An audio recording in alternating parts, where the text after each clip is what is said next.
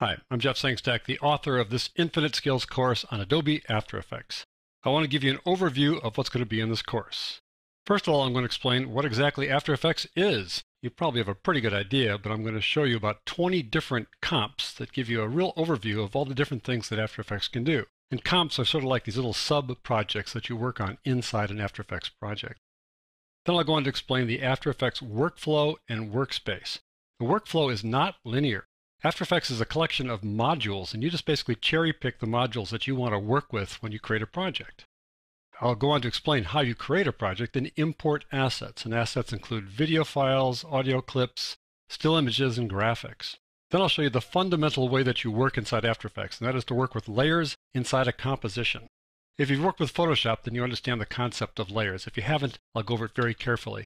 But basically, the difference between Photoshop and After Effects is that in After Effects, you can make things move, and you can make effects change over time. You can animate effects.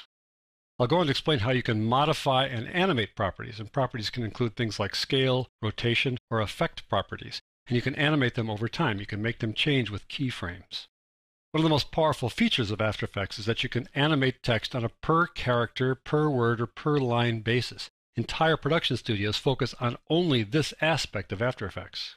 I'll explain how you can draw and animate shapes, how you can use paint and other brush tools, and how you can select objects in motion using the Roto Brush tool. And this is really pretty amazing when you think about it. In Photoshop, you can select an object using various selection tools, but it's just a static object. In After Effects, you can select something that's moving and then lift it off of the background. That's pretty remarkable. I'll explain how you use masks to highlight regions, or morph objects, make objects change their shape over time. We'll work with track mats and blending modes. These are just great ways to make layers blend together visually. You can distort and animate objects with the puppet tool. You can do all kinds of things to make them change their shape and move around.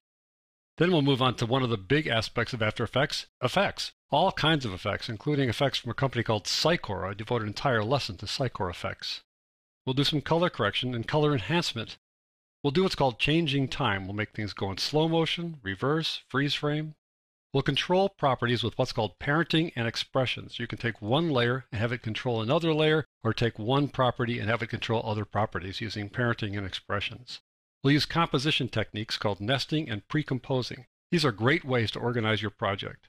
We'll work in 3D space with cameras and lights. We'll be able to move the lights around and move the cameras through 3D space. We'll create 3D shapes and text using an extrusion method and using Cinema 4D, a separate application that ships with After Effects. We'll track objects in motion. We can automatically follow something in motion and apply effects to that object. We'll stabilize shaky shots like handheld shots. We'll track camera moves in simulated 3D space, meaning we'll take a video clip that was shot with a camera that was panning or zooming or trucking or point of view, something like that, with some motion to the camera. Then we have After Effects analyze that camera move so we can put objects into the scene to make it look like they're actually originally part of the original video. Then finally, when you've completed work on your comp, which is sort of that mini project as I mentioned before, you want to turn it into a video clip that people can then see. That's called exporting or rendering your comp. So there are all sorts of things you can do with After Effects, and I'm going to cover all those things in this course. My goal is that you'll use what you've learned here to make some great looking After Effects projects.